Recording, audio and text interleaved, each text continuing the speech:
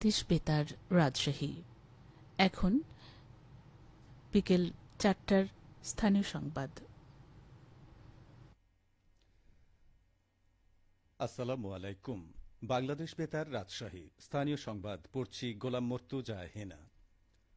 পানি সম্পদ এবং পরিবেশ, বন ও জলবায়ু পরিবর্তন বিষয়ক উপদেষ্টা সৈয়দা রিজওয়ানা হাসান বলেছেন, বড়াল সহ সকল নদীকে চলমান রাখার উদ্যোগ গ্রহণ করেছে সরকার।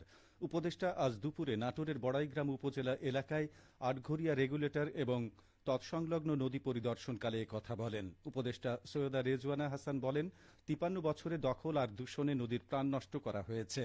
পরিবেশগত প্রভাব নিরূপণ না করেই নদীর উপরে অবকাঠামো নির্মাণ করা হয়েছে। তিনি বলেন, ভূখণ্ডে প্রবাহিত নদীগুলোকে উজানে বাঁধ দিয়ে প্রবাহ কমিয়ে দেওয়া হয়েছে। আমাদের ভূখণ্ডে যেন আর নদীর কোনো ক্ষতি না করি তা নিশ্চিত করতে চায় সরকার। উপদেষ্টা আরও বলেন, পানি উন্নয়ন বোর্ড সকলের সাথে কথা বলে অতি দ্রুত কাজ শুরু করবে। বড়ালের প্রাণ ফেরাতে একটা পরিকল্পনা প্রণয়ন করাই আছে। চারঘাটের স্লুইস গেট তুলে দিয়ে খনন কাজ বাস্তবায়ন সরকারের প্রথম পরিকল্পনা। দ্বিতীয় দফায় আরও একটা পরিকল্পনার রূপরেখা অনুমোদন করতে চায় সরকার। দুর্নীতি দমন কমিশনের রাজশাহী বিভাগীয় ও জেলা কার্যালয়ের ভবন নির্মাণ করা হবে। নগরীর কাজীহাটা রোডের দক্ষিণ পার্শ্বে নির্বাচন অফিস সংলগ্ন জায়গায় ৬ তলা বিশিষ্ট ভবনটি নির্মাণে ব্যয় ধরা হয়েছে ১৯,৬৪,০০,০০০ টাকা। এই প্রকল্পটির মেয়াদ ধরা হয়েছে ২০২৪ সালের ১ এপ্রিল থেকে ২০২৮ সালের ১ জুন। আজ সকালে সার্কিট হাউসের সম্মেলন কক্ষে আয়োজিত ভবন নির্মাণ প্রকল্প সংশ্লিষ্টদের সাথে মতবিনিময় সভায় এসব কথা জানানো হয়েছে।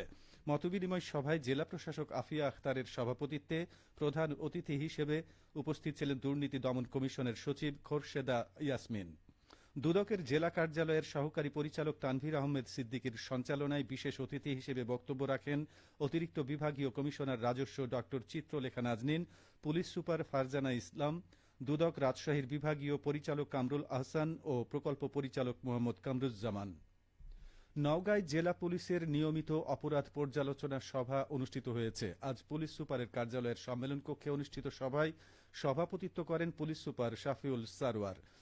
সভায় জেলায় বিগত ১ মাসের বিভিন্ন অপরাধমূলক কার্যক্রম তুলে ধরে পর্যালোচনা করা হয়। এ সময় কর্মকর্তারা জানান, পুলিশিং তৎপরতা বৃদ্ধির ফলে অতীতের যে কোনো সময়ের চেয়ে গত মাসে নওগাঁ জেলার ১১টি উপজেলায় অপরাধ কার্যক্রম হ্রাস পেয়েছে।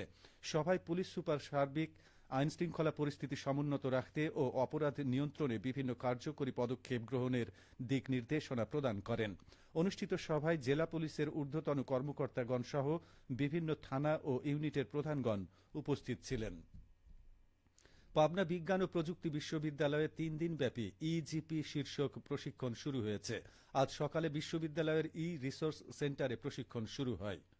উদ্বোধনী অনুষ্ঠানে প্রধান অতিথি ছিলেন উপাচার্য অধ্যাপক ডক্টর এস এম আব্দুল আওয়াল।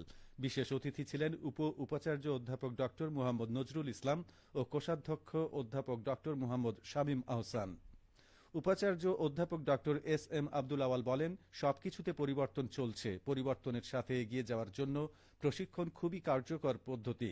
প্রশিক্ষণে প্রাপ্ত জ্ঞান পেশাগত কাজে লাগিয়ে প্রতিষ্ঠানকে এগিয়ে নিতে হবে, সেবা দিতে হবে। বিশ্ববিদ্যালয় প্রশাসন কর্মীদের দক্ষ করার সকল চেষ্টা চালানো হচ্ছে। পরিকল্পনা উন্নয়ন ও ওয়ার্কস দপ্তরের অতিরিক্ত পরিচালক এস এম গোলজার হোসেনের সভাপতিত্বে আরও বক্তব্য দেন প্রশিক্ষণের প্রশিক্ষক, খুলনা বিশ্ববিদ্যালয়ের পরীক্ষা নিয়ন্ত্রক দপ্তরের প্রোগ্রামার প্রকৌশলী শহীদুল হক পলাশ। উদ্বোধনী অনুষ্ঠান সঞ্চালনা করেন সহকারী রেজিস্ট্রার আব্দুল্লাহ আল মামুন। বিভিন্ন দপ্তরের ২৪ জন কর্মকর্তা প্রশিক্ষণে অংশগ্রহণ করছেন। আগামী বুধবার প্রশিক্ষণ শেষ হবে। বগুড়ার সারিয়াকান্দিতে এবছর ২৭০ কোটি টাকার ভুট্টা উৎপাদন হয়েছে। ভালো ফলন এবং দাম পেয়ে কৃষকেরা এবার বেজায় খুশি। পাশাপাশি উপজেলায় কৃষিতে সৃষ্টি হচ্ছে নতুন উদ্যোক্তা। গত কয়েক বছর আগেও চরাঞ্চলের এসব জমি পতিত থাকত, কিন্তু আধুনিক কৃষি উদ্ভাবন, বিভিন্ন ফসলের নতুন জাত আবিষ্কার, কৃষিতে নতুন উদ্যোক্তা সৃষ্টি এবং ফসলের নিবিড় পরিচর্যার কারণে এখন অনাবাদি জমিতেও প্রচুর পরিমাণে বিভিন্ন ফসল উৎপাদন হচ্ছে। সারিয়াকান্দি কৃষি অফিসের তথ্যমতে এবছর ৮,৬৫০ হেক্টর জমিতে ৮৬,৫০০ মেট্রিক টন ভুট্টা উৎপন্ন হয়েছে, যার বর্তমান বাজার মূল্য প্রায় ২৭০ কোটি ৩১ লাখ টাকা। সারিয়াকান্দি উপজেলা কৃষি কর্মকর্তা মোহাম্মদ আলী জিন্না বলেন, উজান থেকে প্রতি বছর পলিমাটি বয়ে আসায় এই উপজেলার মাটি বেলে দোআঁশ, আর এই বেলে দোআঁশ মাটি ফসলের জন্য খুবই উপযোগী। এই মাটিতে বিভিন্ন ধরনের ফসল উৎপাদন করে এখন কৃষকদের ভাগ্য ফিরেছে। সবশেষে আবহাওয়া।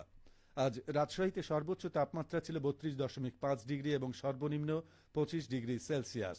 বিকেল ৩টায় বাতাসে আপেক্ষিক আর্দ্রতার পরিমাণ ছিল ৭০%। রাজশাহী ও পার্শ্ববর্তী এলাকায় আজ সূর্যাস্ত সন্ধ্যে ৬টা ৪৩ মিনিটে। সংবাদ শেষ হলো। আমাদের পরবর্তী স্থানীয় সংবাদ সন্ধ্যে ৭টায়।